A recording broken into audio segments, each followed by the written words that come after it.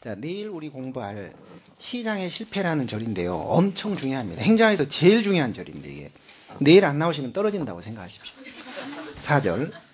자, 거기에 1번의 시장 실패가 알파 A급이거든요.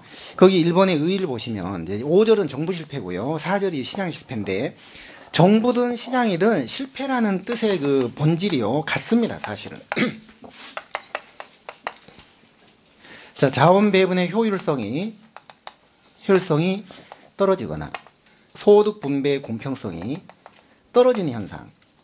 그러니까 시장에서 자원 배분의 효율이나 소득 분배 공평이 달성되지 못하는 현상을 실패라고 해요.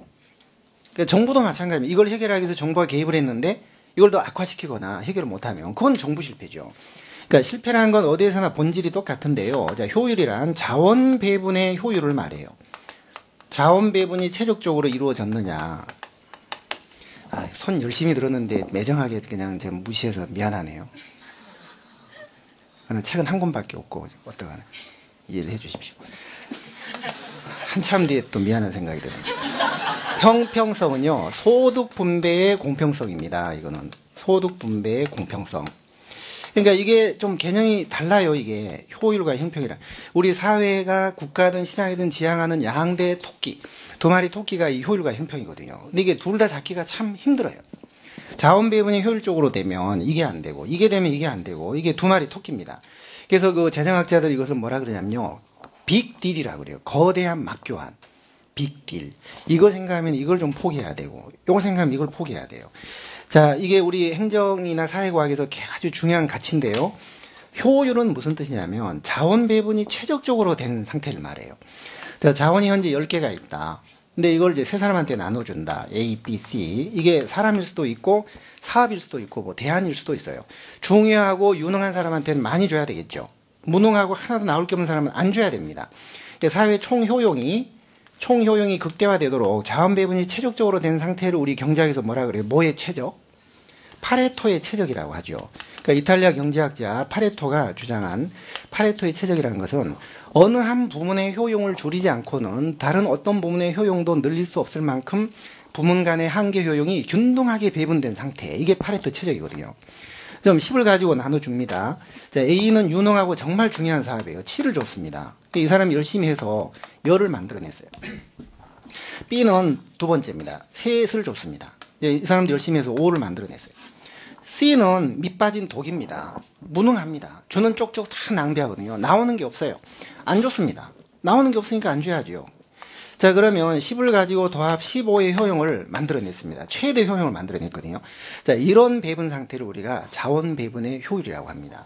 그러니까 효율이라는 것은 배분이 효율적으로 됐냐 이런 뜻이에요. 자원 배분이.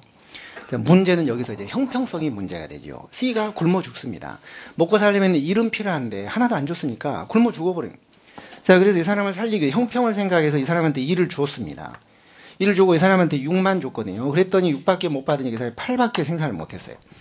이 사람은 일을 줬더니 다 낭비했습니다. 결국 10을 가지고 이 경우에는 이제 13을 만들어낸 결과가 된 거거든요. 총 효용은 줄어들었는데 C가 굶어 죽진 않았습니다. 형평은 확보가 된 거죠. 둘 다 확보하기 힘들거든요. 자, 그래서 이 두 가지를 어떻게 하면 이제 달성할 것이냐. 이게 시장이든 정부든 다 추구하는 가치입니다, 이게. 근데 시장이 이게 확보가 안 되면 그게 시장 실패예요. 1930년대 우리 인류는 시장에서 실패를 경험했습니다. 경제대공황 등으로 이 효율도 안 되고 독점 자본 형성되고 그다음에 형평성, 실업자가 득실거리고 빈부 간의 격차도 생기고 이 효율과 형평이 달성이 못 되는 시장의 실패를 경험을 했죠. 자, 그래서 행정국가 때 정부가 적극 개입을 해서 이런 문제를 해결해 주는 듯 했습니다. 초기에. 1970년대 정부 실패가 생겼습니다. 정부의 지나친 개입이 오히려 효율을 떨어뜨리고 형평성도 달성 못하는 이런 문제가 생겼습니다. 그건 정부 실패죠. 정부가 개입을 했는데 뭐 대기업에 유리한 정책을 편다든지 중소기업이 더 불이익을 본다든지 공평성이 더 떨어지는 거예요.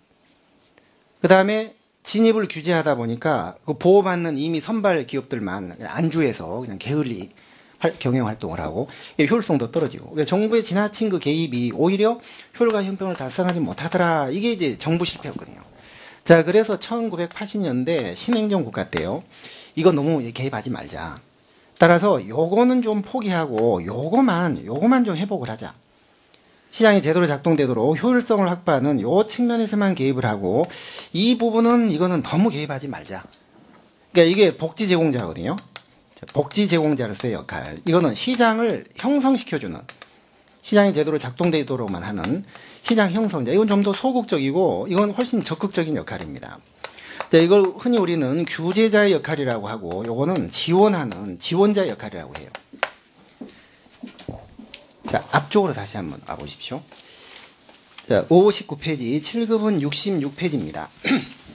59, 7급은 66, 와이드 스터디를 잠깐 한번 보십시오. 맨 위에. 자, 거기에요. 중상형, 방위형, 가부장형, 입법주의형 네 가지 정부 변천이 나오는데요. 표를 한번 보세요. 표 주석에. 정부의 역할을, 기본적인 역할을요, 세 가지로 우리가 나눈다면, 룰을 만들어주는 규칙 제정자, 룰 메이커, 그 다음에 규제자는 심판관, 자, 요거는 지원자. 자, 이렇게 세 가지 역할을 볼 때 규칙은요, 룰만 만들어주는 가장 기본적인 기능이에요. 가장 소극적인 기능. 그 다음에 규제자는 룰을 어겼을 때 너 2분간 퇴장, 3분간 퇴장, 엄파이어, 심판관 역할을 하는 겁니다. 그것도 중립적이죠, 상당히. 한쪽 편을 드는 건 아니죠. 그 다음에 지원자는요, 우리가 정부의 역할을 운동게임에 비유를 한다면 무의지라는 말이 있어요. 무의지위. 아무것도 하지 않는 것이 하는 것이요. 그 다음에 거꾸로 위지무의. 하는 것이 안 하는 것이니라. 저는 노자의 철학을 여러분들한테 너무 강조드리고 싶지 않아요. 자칫하면 여러분들이 오해를 할 수가 있습니다. 노는 것이 하는 것이요. 뭐 불합격이 합격이니라. 젊었을 때는 공맹의 철학이 사실 필요합니다. 열심히 해야 돼요. 50대 딱 넘어가면 그때부터 하나씩 버리면서 이제 무의의 철학에 심죠. 저는 공맹과 노자 철학이 다 중요하다고 보는데, 젊었을 때는 열심히 해서 뭔가를 이루고 성취한 다음에 나중에 50대 넘어가면은 다 베풀고 사회에 환원하면서 이제 버리고 가는, 그게 가장 멋있는 삶인 것 같아요. 노자의 도덕경에 보면요, 이 세계에서 가장 베스트셀러가 성경이거든요.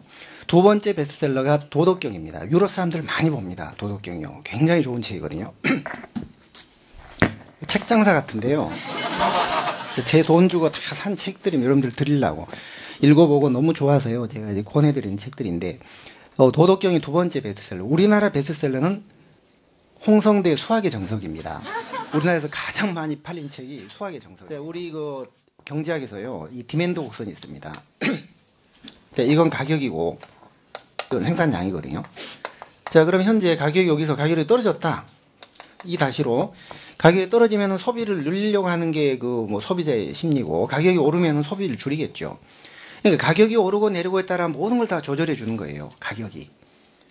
근데 가격이 오르는데도 바보처럼 그걸 막 소비하려는 그런 바보가 어디 있겠어요? 근데 그런 바보 있어요. 그거 바보 있습니다. 그게 변방 경제학자 베블렌이 얘기한 과시효과라는 게 있어요. 베블렌이 그 유한계급론의 저자잖아요. 거기 보면 가격이 비싸서 공이 하나가 더 붙을수록 더 소비가 늘어난다는 그 과소비 풍조가 있습니다. 그거는 일반 시장 경제 원리에 반하는 것이죠. 이 가격이 일반 원리에는 반하는 것이죠. 그게 이제 배부른 효과예요. 베블렌. 배부른 효과. 베블렌. 배부른 사람들은 그렇게 할 수 있겠죠. 베블린 이펙트. 그거는 경제학의 정도가 아니고, 가격이 오르면 소비를 줄이고 가격이 내리면 소비를 늘리는 게 기본 현상입니다. 가격이 모든 걸 다 정해주는 거예요. 그게 가격의 자동 조절 메커니즘이라고 해요. 그게 보이지 않는 손이에요. 그게 다 작동한다는 거예요.